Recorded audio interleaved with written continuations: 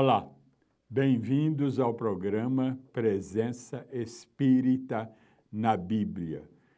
Este programa procura demonstrar que o Espiritismo é bíblico, porque muita gente pensa que ele é contrário à Bíblia. Não, ele é bíblico, mais bíblico do que outras correntes religiosas cristãs, que seguem mais os dogmas, que nós respeitamos. Nós não seguimos dogmas, nós seguimos a Bíblia, ou seja, a essência da Bíblia, que é o Evangelho. Então, eu costumo até dizer, nós é que somos os verdadeiros evangélicos, sem querer fazer, obviamente, sectarismo, mas nós seguimos o Evangelho. E os dogmas nós respeitamos. Para quem não me conhece, meu nome é José Reis Chaves, eu estudei para padre redentorista e o trabalho meu, ele tem uma característica bíblica. Por quê? Por eu ter estudado para padre e ter chegado à doutrina espírita pela Bíblia, então esse trabalho meu é espírita, sim, mas é também bíblico, e por isso ele tem despertado interesse nas pessoas que estudam a Bíblia, principalmente padres e pastores. E entre os trabalhos que eu faço, eu tenho uma coluna no diário O Tempo de Belo Horizonte, toda segunda-feira, há 11 anos. E para você que não é de Minas, você pode ler essa coluna também no site do jornal, www.utempo.com.br, e você vai poder ler uma mensagem espírita, bíblica, teológica e numa linguagem jornalística acessível ao grande público. E vamos à primeira pergunta que chegou para nós de um telespectador nosso. Deus seria capaz de destruir o mundo? Creio que não. Por quê? Deus, tudo que Ele faz é perfeitíssimo, infinitamente perfeito. Por que Deus, então, iria destruir a sua obra monumental, que é esse planeta Terra, destinado a nós, seus filhos amados infinitamente, que aqui estamos para progredir, para que cresçamos, progridamos em busca da perfeição de Deus, que nós nunca vamos atingir, obviamente, porque Deus é de perfeição infinita, e a nossa, por maior que seja, é finita. Mas nós podemos ter uma perfeição semelhante à de Deus. Como diz a Bíblia lá no início, façamos o homem à nossa imagem e semelhança. Então, a Terra, o nosso planeta, o nosso mundo que nós habitamos, é uma obra fantástica do Criador, de Deus. Alguns, os grandes cientistas, especialistas em suas várias áreas, por exemplo, alguns falam que se o mar tivesse 1 metro a mais de nível de água, grande parte do planeta seria invadido. É tudo controlado. Nós temos uma pressão de 30 toneladas sobre o nosso corpo, 30 toneladas de pressão atmosférica. Nós boiamos, eu diria, nessa pressão atmosférica. Então, Deus criou tudo no jeito para nós habitarmos aqui esse planeta. E por que Ele iria destruí-lo? Alguém diz, é porque o homem avacalhou com o planeta. o homem se tornou infiel a Deus. E então, Deus se vingaria disso. Mas nós não podemos falar em vingança atribuindo-a a Deus. Vingança é coisa nossa, de seres humanos ainda atrasados. Não vou dizer de seres humanos adiantados, como uma Madre Teresa de Calcutá, um São Francisco de Assis, uma Irmã Dulce da Bahia, um Gandhi, um Bezerra de Menezes, um Eurípides Barçanufo, um Chico Xavier. Esses também não têm vingança.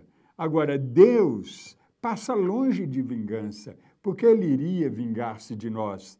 E mesmo porque, podemos assim pensar, porque quando Deus nos criou, Ele sabia de tudo isso que ia acontecer conosco. E Ele achou que valia a pena nos criar a si mesmo. Então, onde estaria a vingança de Deus, que é amor infinito e que não se vinga de ninguém, pois Ele ensinou para nós, através do seu enviado, nosso irmão maior, Jesus, que nós devemos perdoar sempre, sempre, sempre. Por que Deus, então, não perdoaria? E também, mais um motivo para isso não acontecer é que todos os males que nós fazemos são contra Deus. Mas não é Deus que sofre. Quem sofre é o nosso semelhante, é a vítima. E, por consequência, nós também, autores dos males, vamos sofrer, mas Deus jamais sofre. Se eu der um prejuízo, por exemplo, de R$100 a uma pessoa, é ela que vai sofrer. E eu estou contra a lei de Deus, mas Deus não sofre. Se Deus sofresse com os pecados da humanidade, Ele seria o ser mais infeliz do universo. Então, Ele sabia de tudo isso. E como diz a teologia, Deus sabe tirar do mal o bem.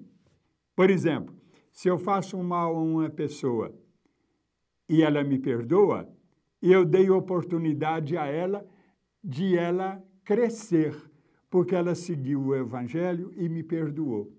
E, além disso, o mal que eu poderia fazer a ela, eu não quero fazer mal a ninguém, mas um mal que eu fizesse a ela, a essa determinada pessoa, poderia estar também purificando-a, resgatando-a, fazendo-a pagar aquilo que nós chamamos de pecado, de falta, e que, como disse Jesus, ninguém deixará de pagar tudo até o último ceitil, ou seja, centavo da moeda dracma, a moeda grega da época de Jesus.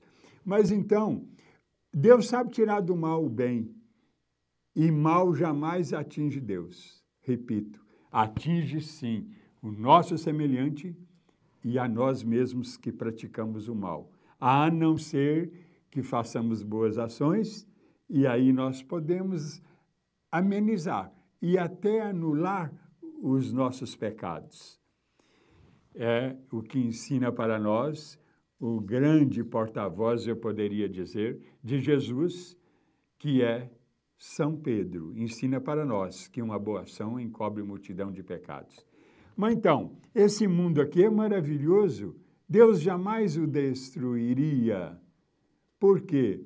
Porque é uma obra importante dele, criada para seus filhos amados, infinitamente, aqui habitarem e aqui crescerem, porque aqui é o lugar mais propício, mais adequado à nossa evolução. Nós estamos aqui reencarnados para crescermos. Não é por vingança de Deus. Muitos pensam que a reencarnação é para pagarmos os nossos pecados. Sim, aqui também nós pagamos pecados, mas pagamos enquanto, ao mesmo tempo, estamos nos purificando, estamos evoluindo, crescendo. A Igreja Católica fala no purgatório, que ela hoje diz que não sabe onde fica, dizem os teólogos, o que abre um leque para nós falarmos que ele é aqui mesmo, porque aqui se faz, aqui se paga, diz o dito popular. Então, nós estamos aqui para, sim, resgatarmos as nossas faltas, mas não principalmente para isso. Principalmente, nós estamos aqui para progredirmos, para crescermos, para avançarmos em busca da semelhança da perfeição de Deus. Igual a Ele, nunca vamos ser perfeitos, mas semelhantes a Ele, nós podemos ser. Por quê? Porque Ele nos deu inteligência para conhecermos a verdade e, como disse Jesus, conhecereis a verdade e a verdade vos libertará. E vejamos que esses dois verbos estão no futuro. Conhecereis e libertará, o que quer dizer que não é agora. E nos deu também um livre-arbítrio, para nós fazermos bom uso dele. E bom uso dele é nós procurarmos imitar Jesus e o Pai. Jesus como nosso irmão maior e o Pai como nosso Pai de bondade, Pai de amor de todos nós e que quer o nosso bem. Quando nós fazemos o mal, somos nós que somos prejudicados e não Deus. Então Deus ama essa terra, ama-nos também. E por que Ele destruiria a terra? Jamais. É uma obra das obras-primas de Deus, que Ele ama muito e perfeita. Nós que temos defeitos, mas nós vamos crescendo. Muito obrigado e até já. Aguarde-nos para o segundo bloco.